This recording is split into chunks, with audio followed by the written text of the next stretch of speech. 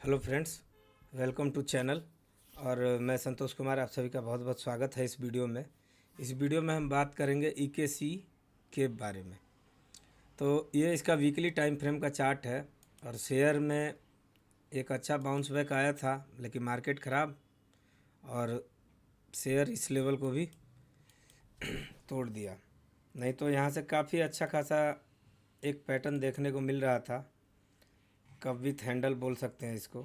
लेकिन ये पैटर्न को इसने ब्रेक किया और अभी ये मेजर सपोर्ट लेवल के पास है।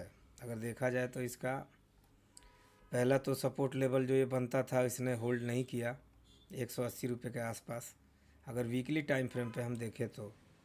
और यहाँ पे अब इसका एक मेजर सपोर्ट है, अगर यहाँ होल्ड करता है तो ठीक है, नहीं तो इसमें और भी गिरावट आ सकती है।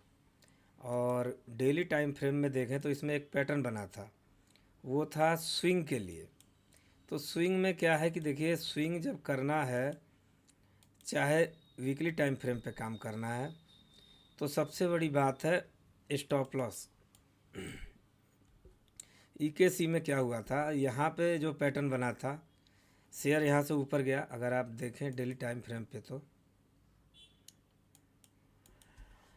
तो देखिए अभी बहुत से ट्रेडर ये ब्रेकआउट जोन पे ट्रेड करते हैं, रीटेस्ट का वेट करते हैं और यहाँ पे अपनी एंट्री बनाते हैं, छोटा स्टॉप लॉस यहाँ डाल के, और 20% समथिंग एक टारगेट होता है, वहाँ तक होल्ड करके और निकल जाते हैं। लेकिन इसमें एक सेटअप और भी परफेक्ट है, और जो कि मैं आप लोगों के साथ डिस्कशन करना चाहूँगा। यहाँ देखिए, ये रेंज एक्सपेंस हुआ है, यहाँ से वोलेटिलिटी कॉन्ट्रैक्शन हो गया।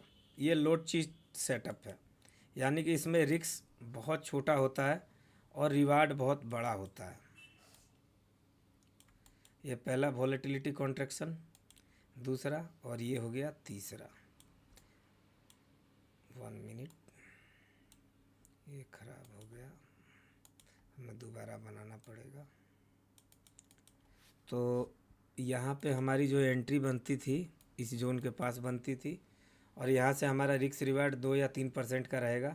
अगर यहाँ पे हमें कोई मूविंग एवरेज का इस्तेमाल करना चाहिए तो वीसीपी के लिए परफेक्ट है 50 EM है।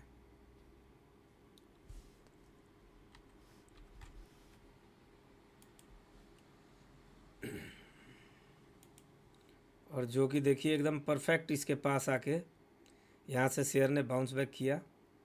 यहाँ तक ये साइडवेज था, यहाँ से देखिए एकदम परफेक्ट बाउंस बैक किया। तो मैं इसी पैटर्न पे अभी प्रैक्टिस कर रहा हूँ, ताकि हमारा जो रिस्क रहे वो बहुत छोटा रहे। अब ये वीडियो किसी के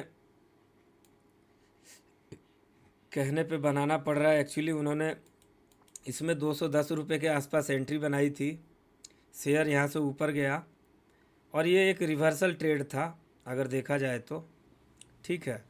और शेयर ने यहाँ से एक अच्छा गेन भी दिया है, तकरीबन अगर देखा जाए तो 30% का गेन ऑलरेडी दे चुका है।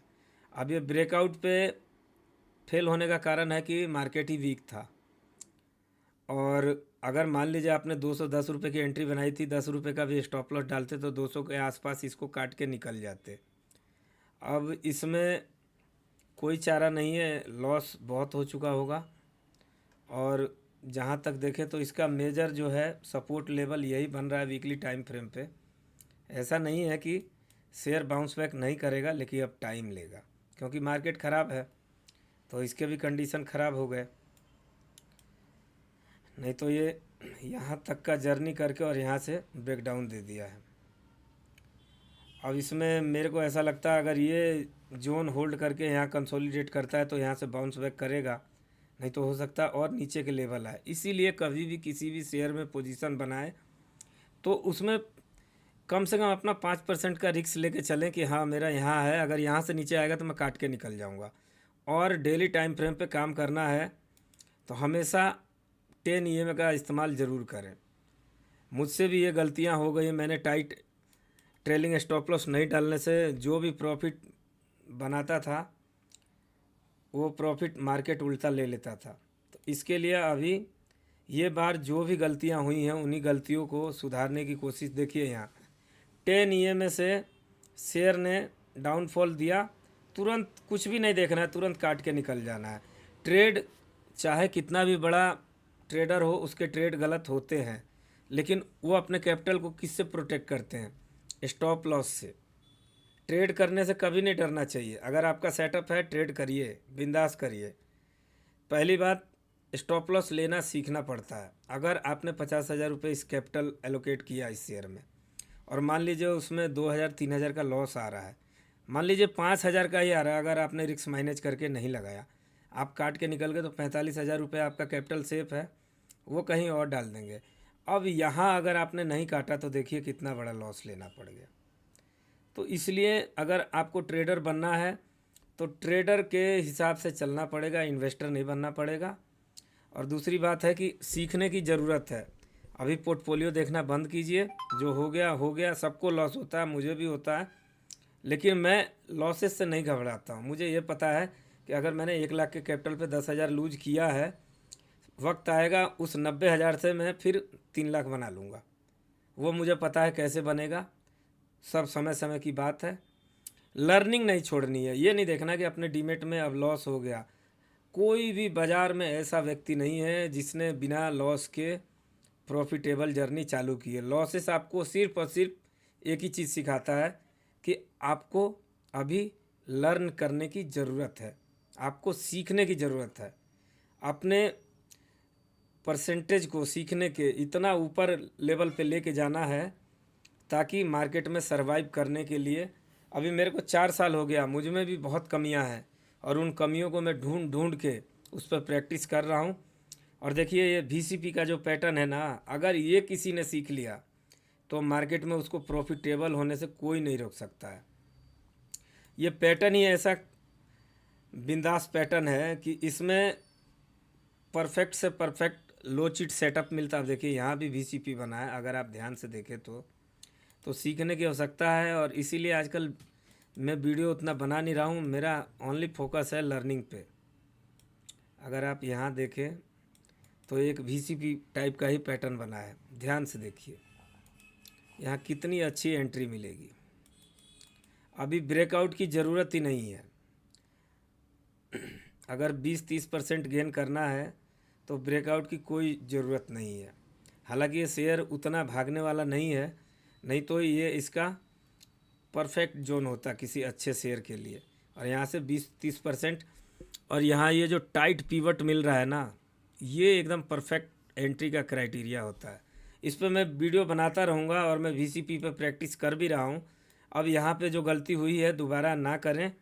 कभी भी किसी शेयर में एंट्री बना रहे हैं तो ये ध्यान रखें, अगर शेयर मेरे ख़रीदने के बाद 5% से नीचे आ रहा, काट के निकल जाए। और मार्केट कंडीशन ख़राब है, कोई भी नहीं बचा इस मार्केट में, सबका पोर्टफोलियो 20-30% डाउन है, चाहे किसी के पास अच्छा शेयर हो या ख़राब शेयर हो।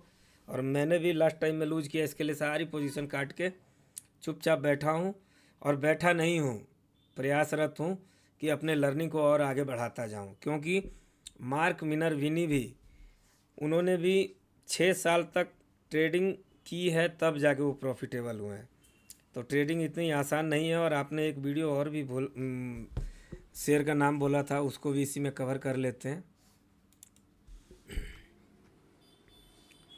ये तो चार्ट और भी ख़राब है, मैंने इसको उसी दिन देख लिया था। इसका तो चार्ट बहुत ही ख़राब है। देखिए अब ऐसे चार्ट पे अगर आप इन्वेस्ट करेंगे तो क्या पैसा बनाएंगे। ये IPO में लिस्टेड हुई है कंपनी। अगर इसका फंडामेंटल में देखूं तो क्या नाम है, CEI गर्ल। फंडामेंटली कैसी कंपनी है, कंपनी तो ठीक है फंडामेंटली।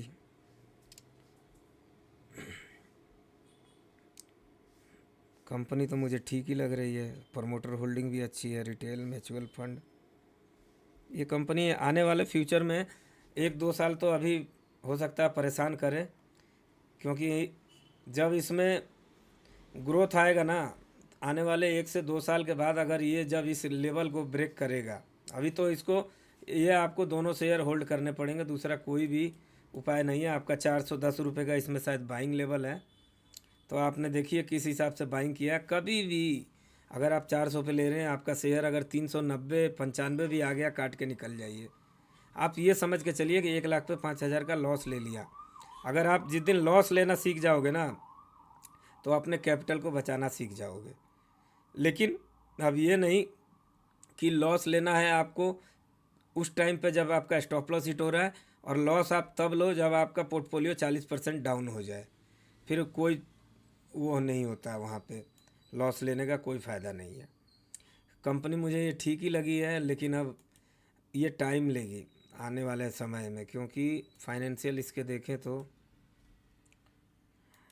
कैसे आ रहे हैं। यहाँ से देखिए माइनस में आया, इसीलिए शेयर गिरा। यहाँ से थोड़ा अच्छा है, ये दिसंबर क्वार्टर इसका अच्छा आया है। तो धीरे धीरे इम्प्रूवमेंट होगा मार्केट के साथ। और जिस दिन 419 का लेवल अगर ये आने वाले 1 से 2 साल में काटता है, तो ये रॉकेट बनेगा, आईपीओ बेस ब्रेकआउट होगा। और जो भी शेयर आईपीओ बेस ब्रेकआउट करता है ना, बिंदास पैसा बनता है उसमें। लेकिन ये दोनों शेयर अब होल्ड करना पड़ेगा, कोई इसमें उपाय नहीं है, क्योंकि आपने स्टॉप लॉस पे काटा नहीं है। तो इसी के साथ वीडियो अच्छा लगा हो तो ज़रूर ढेर सारा प्यार दीजिएगा। मिलते हैं नेक्स्ट वीडियो में। Thanks for watching this video. जय हिंद, जय भारत, वंदे मातरम दोस्तों।